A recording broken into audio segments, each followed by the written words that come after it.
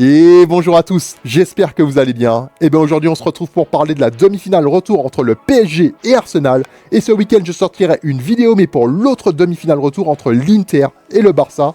Donc tiens-toi prêt. Bon, avant de se projeter sur le match retour au parc, comme tu l'as vu dans le sommaire, je te propose dans un premier temps de faire un petit débrief en images du match aller. Donc on reviendra sur les temps forts et tu verras certains pour nous permettre d'anticiper ce qui pourrait se passer au match retour. T'es bien installé? Oui?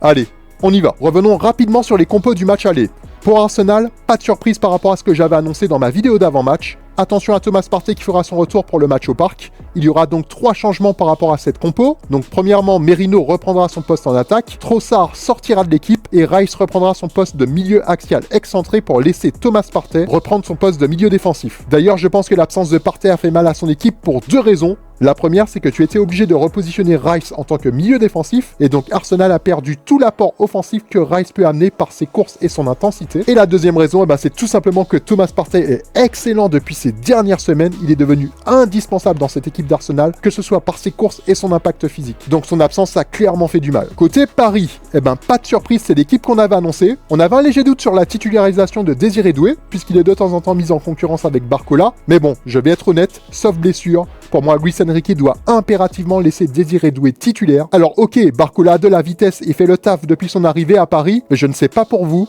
je trouve que Doué a un plus gros potentiel et je pense que s'il bosse et qu'il a le bon état d'esprit, il pourra très rapidement faire partie des meilleurs joueurs du monde. J'en suis convaincu. Allez, maintenant, le débrief en images. On va prendre le match de manière chronologique pour comprendre ce qu'il faudra éventuellement améliorer au match retour pour les deux équipes. Je vous montre cette première image, donc ça se passe sur le coup d'envoi, c'est le tout premier ballon touché par un joueur dans ce match. Donc on voit ici Vitinha envoyer volontairement ce ballon en touche dès la remise en jeu, tout simplement parce que le plan était simple, donner la touche à Arsenal pour faire monter le bloc parisien et mettre un maximum de pression dès le départ dans le camp des Gunners. Et cette première action est symbolique parce qu'elle a donné le ton de ce qu'on allait voir pendant les premières minutes de jeu. Et d'ailleurs, le but est venu rapidement dès la 3e minute de jeu. Tout part de Nuno Mendes qui fait une passe magnifique qui transperce 2 lignes.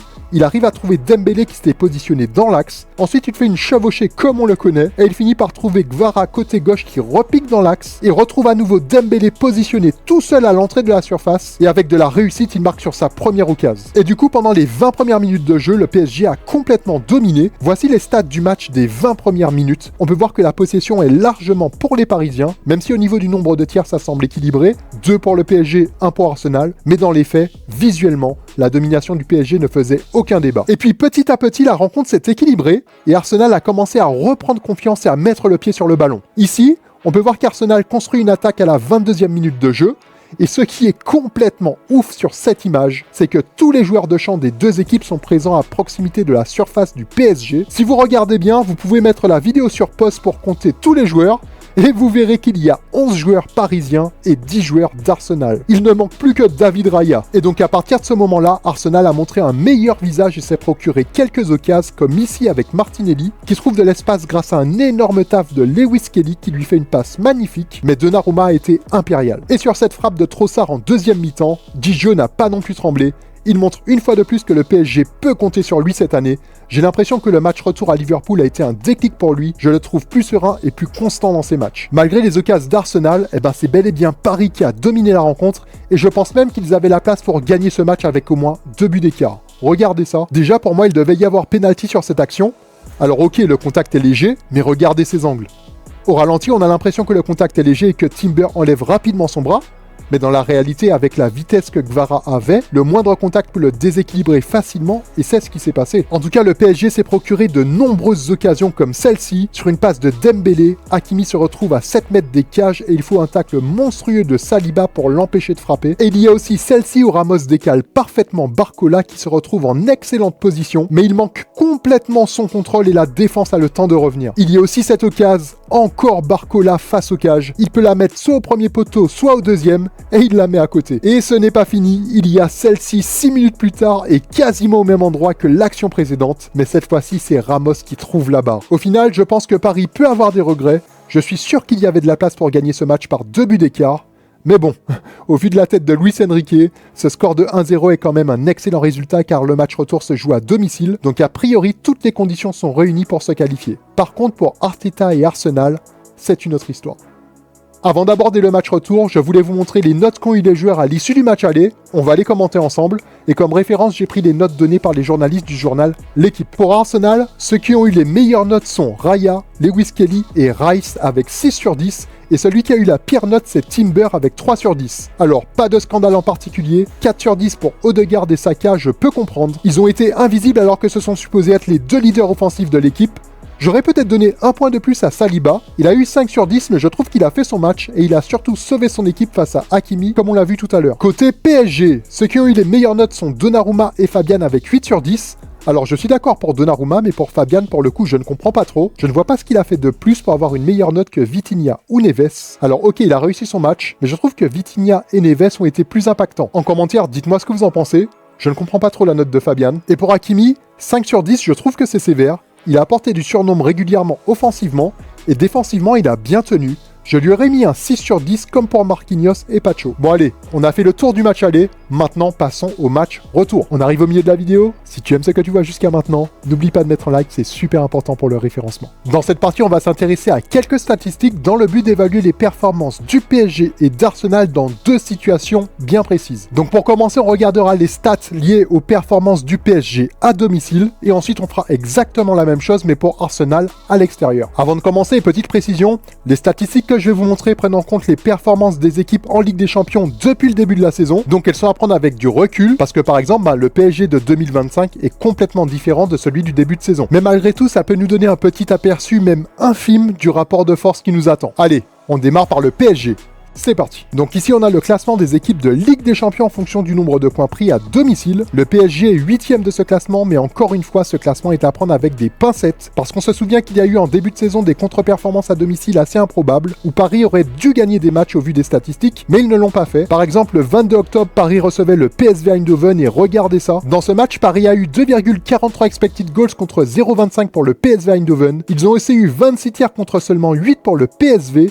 La possession était aussi nettement en faveur de Paris avec 61% et malgré ça, ils n'ont pas gagné ce match. On se souvient aussi de leur défaite le 7 novembre contre l'Atlético, match qui statistiquement est quasiment similaire à celui-ci. Regardez, 2,09 XG pour Paris, 0,67 pour l'Atlético, 71% de possession contre 29%, 22 tirs contre 4, et malgré ça, Paris a perdu. Pour revenir à ce classement, il peut effectivement paraître trompeur, car le PSG aurait pu avoir au minimum 3 points de plus, ce qui les aurait placés parmi les équipes les plus performantes à domicile. Mais avec des si, on peut refaire le monde. Comme vous l'avez deviné, on ne peut pas se limiter qu'au nombre de points pris. Pour avoir plus de clarté, il faudrait qu'on regarde le nombre d'XG et d'XGA que Paris a eu cette saison en Ligue des Champions à domicile. Parce que ces deux stats ne prennent pas forcément en compte l'efficacité offensive ou défensive, mais elles prennent plutôt en compte le nombre d'occasions créées ou subies.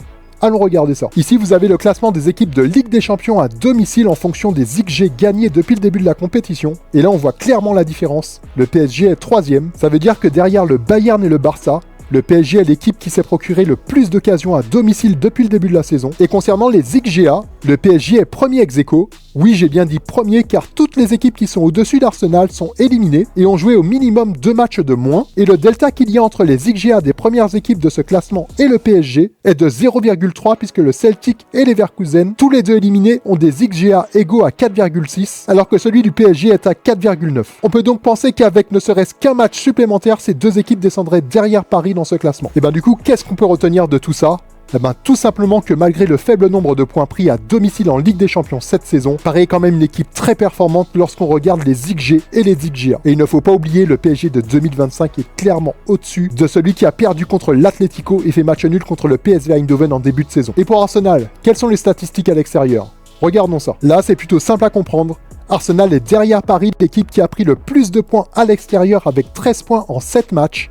Au niveau des XG, Arsenal est la 4e meilleure équipe qui se procure le plus d'occasions lorsqu'elle se déplace. Et au niveau des XGA, c'est la 7e équipe. Attention, si on regarde de plus près, ce classement des XGA est trompeur, car toutes les équipes au-dessus d'Arsenal sont éliminées, donc elles ont fait moins de matchs, ce qui implique le fait que ces équipes ont un faible total d'XGA, car les XGA s'additionnent avec les matchs. Par contre, ce qu'on peut en conclure, c'est que parmi les équipes restantes en Ligue des Champions, Arsenal a le taux le plus bas d'XGA à l'extérieur. Du coup, pour synthétiser, que ce soit en termes de points pris, d'occasions créées ou d'occasions subies, Arsenal fait partie des meilleures équipes en Ligue des Champions à l'extérieur cette saison. Bon, au niveau des stats, on va s'arrêter là. Maintenant, c'est une petite idée du rapport de force qui nous attend pour ce match retour. Allez, dernière partie, Eh ben, dans cette partie, je te dirai quels sont les éléments clés qui vont faire basculer la qualif d'un côté ou de l'autre. Mais avant, faisons un point sur les chances de qualification des deux équipes. Au niveau des cotes, le PSG est coté à 1,14 et Arsenal à 3,65. Donc selon les bookmakers, le PSG a clairement les cartes en main pour aller en finale. Et effectivement, selon la base de données de Football Meets Data, les chances de qualif de Paris sont évaluées à 78% contre 22% pour Arsenal. Donc ça confirme bien que Paris a fait une excellente opération au match aller. Pour Paris, je n'ai rien à dire. Ils ont été parfaits jusqu'à maintenant et la seule chose qui peut les arrêter, c'est l'aspect mental. On se souvient des désillusions passées ? L'année dernière face à Dortmund en demi-finale retour. Donc attention. Mais malgré tout, cette équipe semble avoir franchi un cap mental cette année. Et je pense que s'ils maintiennent ce niveau de confiance et d'assurance, je les vois se qualifier. Pour Arsenal, selon moi, leur qualif passe par 3 choses. La première, c'est que les 2 leaders offensifs que sont Saka et Odegaard doivent monter d'un cran leur niveau par rapport à ce qu'on a vu au match aller. En fait, il leur manque déjà un 9 et je pense que si tu n'as ni Saka ni Odegaard à leur meilleur niveau, ça va être très compliqué pour eux de marquer des buts. Deuxième chose, il faut gagner la bataille au milieu de terrain.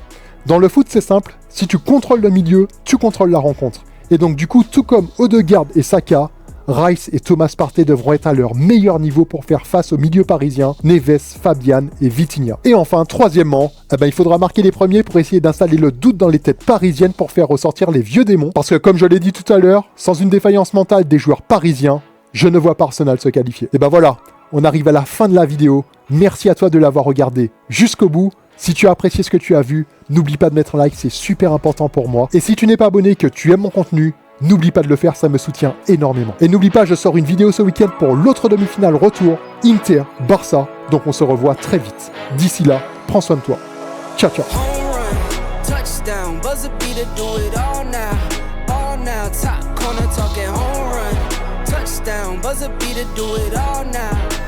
now, top corner.